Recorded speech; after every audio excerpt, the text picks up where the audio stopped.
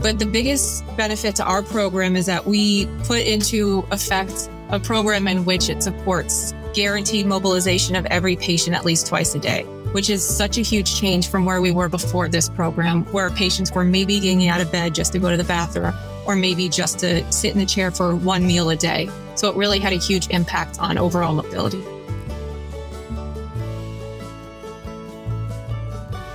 You're listening to the Oncology Nursing Podcast, where ONS Voices Talk Cancer, a resource from the Oncology Nursing Society.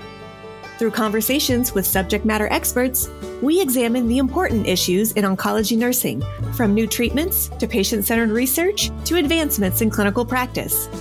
Join us as we hear from nurses in all facets of oncology care, from bench to bedside and everywhere in between. Welcome to the Oncology Nursing Podcast. Hello, and welcome to the Oncology Nursing Podcast. I'm your host, Jaime Weimer, Manager of Oncology Nursing Practice at ONS. Today, we're talking with Jennifer Pouliot, Clinical Program Director of Oncology Safety and Quality at Mount Sinai Health System in New York, New York, about the benefits of early mobility for hospitalized patients with cancer.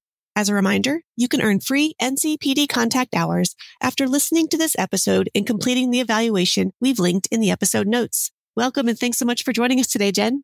Thank you for having me. So you were part of a team that implemented a patient mobility program, and it helps to improve the outcomes of safety at Mount Sinai. You presented this wonderfully at the 2024 ONS Congress. But before we get into that, which I am excited to do, let's start with some of the basics. So we know patients with cancer, they can be hospitalized for a variety of reasons, and sometimes it could be for a very long time, whether that's for treatment or for complications from treatment. What's the impact on patients if they aren't mobile or, physically active while they are hospitalized? The thing that we see the most and what the literature supports is that when patients don't mobilize or move around, the most common issue that they have is overall functional decline. So they come in, alert and oriented times 3, and they end up needing some sort of assistance when they're discharged because they haven't been out of bed. And that leads to a cascade of effects. They have decrease in energy levels. They start to experience a lot of fatigue. It affects their mood. They get sleep issues. It increased the risks of falls, and it also increased the risk and incidence of pressure injuries. I think that's so important to consider. I mean, we know patients when they come into the hospital, they're out of their normal physical environment, but also out of their routine. And so even if patients are somewhat limitedly mobile at home, there still is that mobility that they have as integrated in part of their normal day. And so we're in this brand new environment, usually a single room with a bathroom right there attached. And so even if they were just shuffling around the house, kind of keeping themselves active, even that is limited or taken away from them when they're in the hospital. So it's a great thing to consider and something that I think is worth discussing more on our podcast today. So what are the benefits for patients if they are more mobile or if they're more active during a hospital stay? Well, I think the biggest benefit is that we either maintain or improve their functional status from when they come in, so we don't let them decline.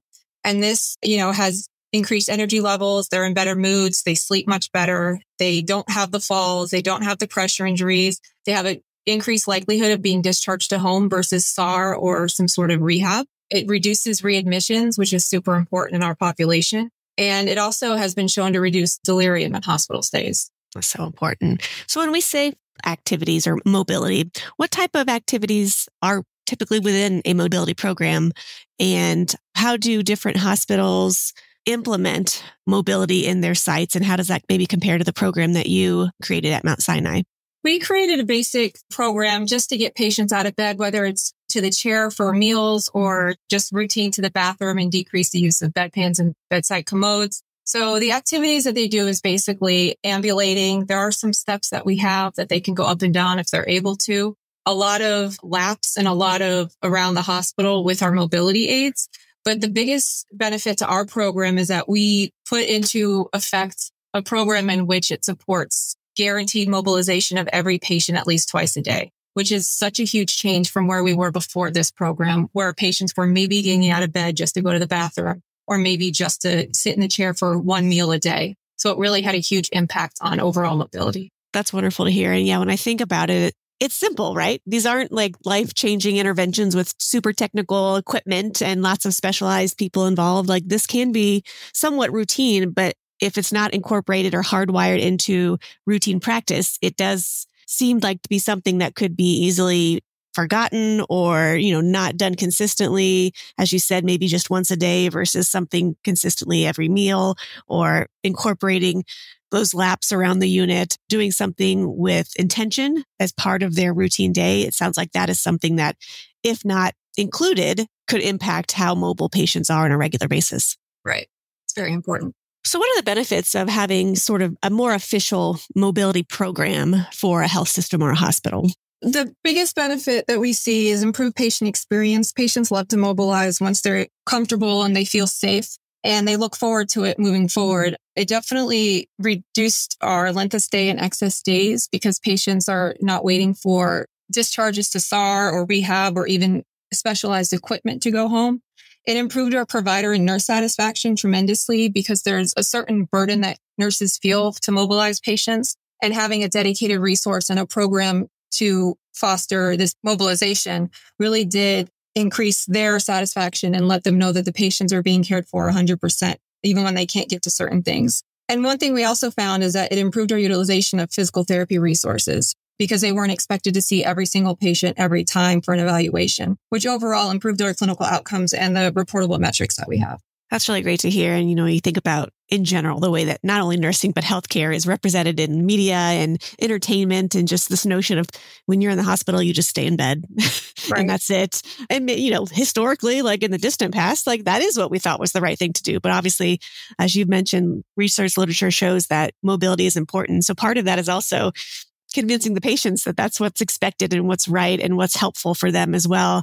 Depending on how good or bad they might feel, their reaction to having to get up and be mobile and do some of these exercises and things might be slightly different. But again, I think it is important to change that narrative for patients and help them understand that this is a way that essentially they can help themselves under the guidance and the assistance of this program that's being implemented. It was definitely a culture shift for patients just to kind of introduce it and let them know that, you're in the hospital, we understand that, but you don't have to stay in bed. So definitely was a big change for patients that are frequently in the hospital for their treatment or side effect management. So now let's talk about your mobility program at Mount Sinai. Can you give us just a brief overview of sort of how it originated and how it was eventually implemented? Sure. So the mobility program didn't start in oncology. It actually started in our solid transplant program. So Mount Sinai developed a mobility mission, and this mission included interdisciplinary approach. So that's talking with the whole team about mobility, knowing the patient's baseline, documenting and understanding the functional status and that it should not decline during hospitalization. Every patient is mobilized unless medically contraindicated. We have a mission to get patients out of bed for every meal. Physical therapy is not required before nursing can mobilize patients. And that to escalate the inability to mobilize patients to the provider upon admission so we can address that in real time and see what we can do to make sure that they don't stay in the bed. And so the program developed, and then we took that and we piloted it in oncology, and we trained mobility aides to mobilize appropriate patients. And they do that 7 days a week, 365 days a year. Wow. I really love how you said it there. It was a mission. So it wasn't just like, this is nice to have, or maybe we'll try this, but like actually creating that mission statement and those sort of sub-statements of just understanding the scope and the enormity of how important this is. And as you said, it started in a different, subspecialty population, but can and should be implemented house-wide to the entire health system. So that's really great to hear. And I think that probably is a critical component to make sure that it's not just something that's tried and then sort of forgotten and tossed aside like so many great initiatives are. It does require that high-level support and recognizing across the whole team that, we want to do this together. We have to do this together. It can't just be a single unit or a single person trying to stand this up, no pun intended. But, getting this hardwired again into the routine practice for all patients when they're admitted. So this is really exciting to hear. So what led you to develop this program for your oncology population, and what were some of your goals and how did you measure them? So we heard that they were looking to pilot the mobility program in a different subspecialty. So we eagerly volunteered for it to be oncology. And the goal of the pilot was to improve the quality of care and decrease healthcare utilization with mobilization to then impact length of stay, PT resources, and patient satisfaction. So we started a pilot on our med-onc unit, 36-bed unit. Patients usually come in for either chemo or symptom management. I was a unit manager at the time, so really involved in the development. And we measured the progress of the program through documented mobility interventions, trending the patient's mobility score, and the AMPAC functional assessment, which is the activity measure for post-acute care. And then also with ND and QI data, like falls with injury, pressure injuries, and then also patient satisfaction surveys. That's great. Lots of important ways to measure it, again, to help validate the pilot. When you're just trying something out, being able to validate what outcomes were achieved through trying that and help setting the stage of implementing it house-wide, which clearly that worked for you guys. So let's talk a little bit about the specifics. What strategies did you use to gain support, not only from administrators, but nurses, other staff, and even patients? What were some of the strategies that you had to use to get everybody on board? So, in projects like this, it's really hard to gauge your return on investment or your ROI just because there's a lot of unknowns and there's a lot of patient-specific attributes that you have to consider. But fortunately, there is literature to support mobility in any inpatient, just how it affects the patient, how it affects outcomes, how it can affect the health system. And so we were able to bring that positive literature on patient outcomes to the table and get buy-in from our key stakeholders. And we presented and highlighted all the things that we believed and knew that mobility would do with the patients. We anticipated a decrease in length of stay, and we anticipated the ability to maintain the functional status of patients. So we really focused on that and advocated for that. We surveyed the staff about their beliefs on mobility in cancer patients, which was huge. We had definitely eye-opening results and realized that, our nurses didn't really understand or weren't invested in mobility because of all the other things that they felt they needed to do that took priority. And we were eventually able to pilot the program in oncology, and we partnered with our physical therapy department and trained all of our nursing staff, nurses, the techs, our NPs in mobility. So everybody started on the same playing field. And we ensured that the mobility aids, this was key. We ensured that the mobility aids reported to physical therapy and not nursing to prevent getting pulled in different directions, as we know that nursing resources are. I'm curious now about how you surveyed the staff and to get sort of their beliefs and understanding. And I think what a critical step I'm sure that was. What were some of the sort of variations on beliefs that you got from that survey? Not being at the bedside and only managing the team, it's hard to have a very specific understanding of the amount of work that these nurses are doing every day. One of the major eye-opening things was probably unanimous that they did not have time to mobilize their patients and that they felt like they weren't doing their job because of that. And I think that was really huge because the last thing we want to do is bring down staff satisfaction and bring down morale or make nurses feel like they're not doing enough work. That was really big for us. And we were able to kind of figure out with that information how we can develop the mobility program to where the nurses do feel like they have time to do certain things and that they do feel like they're doing their job to their fullest of their ability. And we also found that providers weren't talking about mobility, which I think is huge. So now we've integrated that into our interdisciplinary rounds to where we talk about the patient's mobility status every day from admission to discharge to make sure that it's talked about, we're all on the same page, we know what's going on with the patient, and that we're keeping and maintaining the patient's functional status. What I'm hearing is feasibility. Like you did the right work to understand like what was going to be feasible. As you noted, the literature's out there. There's no real question about if it's good to mobilize patients. I mean, that's been established. But when it comes to how do you implement that in your own unique situation, your unit, your hospital, your health system, what is actually going to be feasible? Such an important step that I feel like so often is sort of glossed over. And again, rightfully so, focused on the impact and the benefits to the patient. But I love that you considered what's the impact to the staff, the nurses, the physical therapists, the mobility aides. What's the impact to them? And is it going to fit into their routine that already is jam-packed with other things? And so I just love, and I wanted to highlight that step is so important. You can create the best program in the world, but if it just can't match reality, then you're kind of stuck. So I just love how you guys took the time and took that step. And I think another important factor is that patients were waiting sometimes 24, 48 hours for physical therapy to see them. And it was impacting their overall stay. It was adding an extra day. It was keeping them in bed. It was decreasing their overall mood and well-being. Having this program in place allowed the mobility aides to do evaluations. And when it wasn't appropriate, then physical therapy stepped in. And again, just a great highlight of a partnership between nursing and other specialties, in this case, physical therapy. And each side has a role to play, very important role to play. And each are sort of plagued by some of the challenges, whether it's staffing, just human availability to do so many things, see so many patients. And so it sounds like a great partnership between those two disciplines to help just give the best care to the patient. Absolutely. So what strategies were implemented on more of an individual patient level to help increase their mobility? You talked a little bit about assessments. Was this integrated into their care plans, and what types of activities were typically used for kind of the average patient? Each shift, the nurses assess the patient's mobility status using the AMPAC tool and a functional assessment that's built into our EMR. Those two things combined populates a mobility score, and that mobility score gauges the status of each individual patient. We look at that trend over time. We look at any difference from day shift to night shift, and we created mobility-specific documentation flow sheets in the EMR to show what kind of mobility was occurring, whether it was ambulating around the unit, out of bed to the chair, out of bed for a meal, transferring, things like that, how often it was occurring, and then if an assisted device was needed, and then any anecdotal comments that maybe would need to be highlighted for each patient. And this was used as a team approach to determine the plan of care. So we did add mobility into our care plan so that it's highlighted along with other care plan components that are needed for each patient.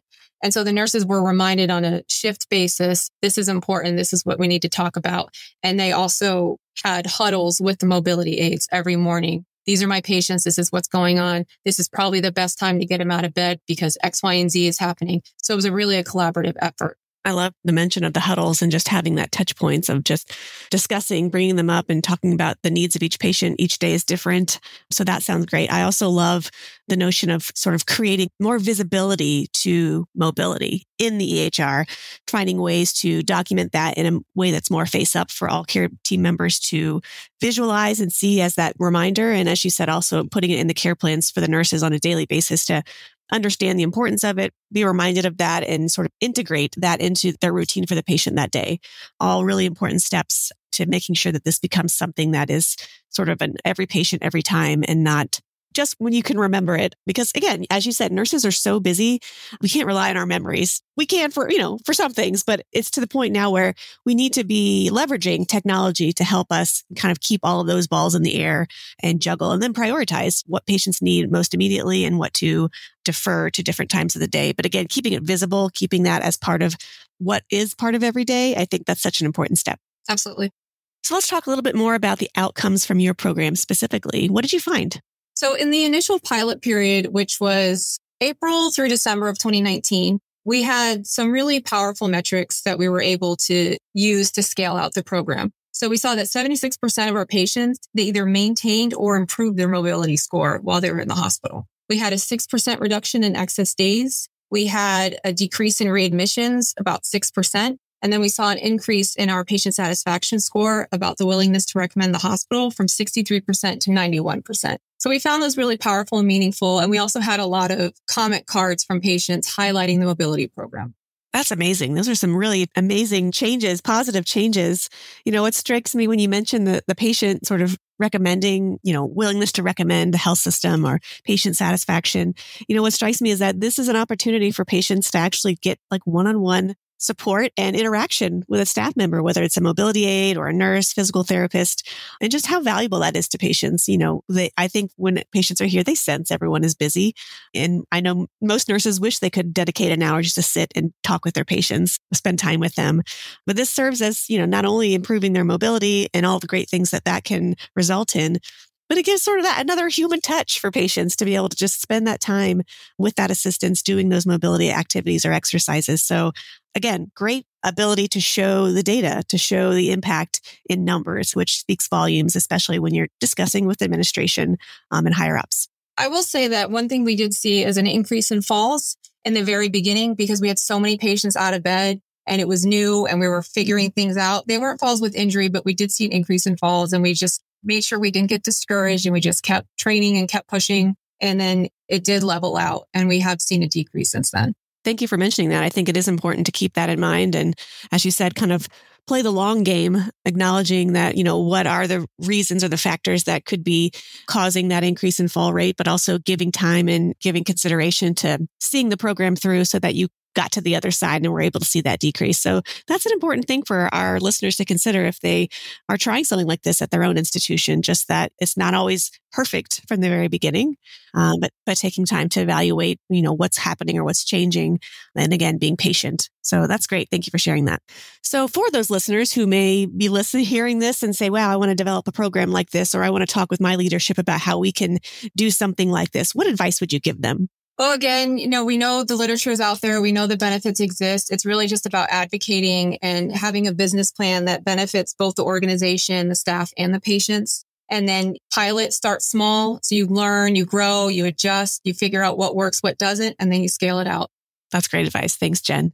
Well, as we reach the end of our episode today, we like to run through a quick fire series of questions to help summarize what we talked about. So to start that off, how do you think healthcare professionals, nurses, should evaluate their own hidden or implicit bias when it comes to patient mobility? I mean, we just asked them, survey the staff. We found that there was a culture of dependence on physical therapy, a lack of general knowledge within mobilizing patients, and we had to correct all of that just to even be successful. So we were able to provide information, education, and tackle those barriers. What are some common misconceptions about the need for patient mobility? You mentioned it before that patients feel the need to stay in bed because they're sick. And I think, it's an old train of thought that we struggle to let go of at all levels, from techs to providers, and that patients and staff have this misconception also. And we have to shift the culture to the get up and go mindset. Like, you have to get up, you have to move around, and we need to stay healthy. That was an impact I received of that notion when I briefly worked in cardiac ICU, when we had patients who just came back from their open heart surgery, and within 24 hours, we were getting them to stand up at the side of the bed. But I always think of that. And I'm like, okay, if we did that with all of that, then I can get my patient up. I can do this. But you're right. Absolutely. The patients and their mindset is a huge misconception that we also have to work on shifting. What's something about this topic that's not often discussed, but you wish people knew more about? I wish people really thought more about when a physical therapist for mobility is actually needed. Because, we found that with our scoring and using the tools, we were able to stratify patients based on their mobility scores and their needs. And we were able to utilize our resources more wisely. For 90% of the patients, mobility aids could mobilize them. And then for that 10%, they did need physical therapy and their expertise. But it definitely leveraged the resources and kept our physical therapists job satisfaction because they weren't swamped all the time. And also being available to do more hands-on things with patients and spend more time with each patient. Absolutely. And so much of that is driven by policy. So this is an encouragement to question your policies. Sometimes they might be right, but sometimes, they may just be older that need revision, and just really don't be afraid to question, like, why are we doing it this way? And is this really, do we have to do it this way? So never hesitate to ask that question. What additional training or education do oncology nurses need to stay current on the topic? So basic mobility education, we have tied that into our unit orientations, and we have ad hoc in-services with physical therapy, just on proper ways to ambulate. I mean, you get very minimal in school, and it's really hands-on that you figure it out, how to properly walk with patients, how to be their support, how to get patients up, making sure they don't get hypotensive or dizzy. So it's really just focusing on the tasks and strategies and how physical therapy does X, Y, and Z, and how that translates to nursing. You're right. We don't get a lot of training, or if we do, it's so far removed that having a refresher, a regular way to keep those skills updated is very important. And finally, what are some additional resources maybe for patients who want to learn more? There's a lot of information about mobility, again, with the literature. Patients don't necessarily want to read that. So we have provided them with tip sheets, homegrown tip sheets about mobility and why it's important, and different ways that they can mobilize in their beds if they're unable to get out of bed. They say they have a busy day of getting hooked up with things or aren't able to weight bear. We do have passive mobility that they can do, and we just keep them engaged. And we're actually looking into putting distance strips on the units on the floor so patients can kind of gauge how far they're walking and get them a little bit more in tune to what they're doing. That's wonderful. Well, thank you again, Jen, for talking through this wonderful project. I hope and I believe that it will be inspiring to many of our listeners to consider how they can integrate something similar in their own side of practice. Do you have any final comments to share with us today? Well, I did want to share a success story that we had that was really impactful to the staff.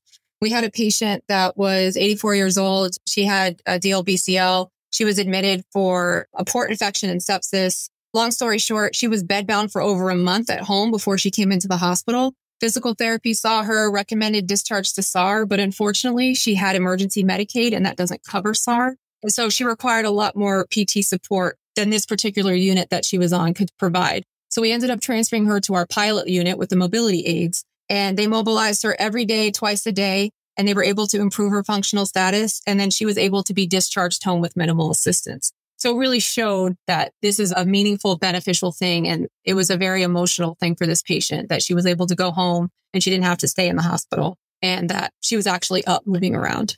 What an amazing story that you shared. puts it all into perspective and truly gives meaning and a great example of how something that can be very simple, just daily activity, implementing that into a patient's plan can really make that big of an impact and allow a patient to go home. Thank you so much for sharing that, Jen. And thank you for sharing your time and your expertise with us today. Absolutely. Thank you for having me. Thank you for listening to the Oncology Nursing Podcast. Tell us about your favorite part in this episode by leaving a review wherever you download your podcast.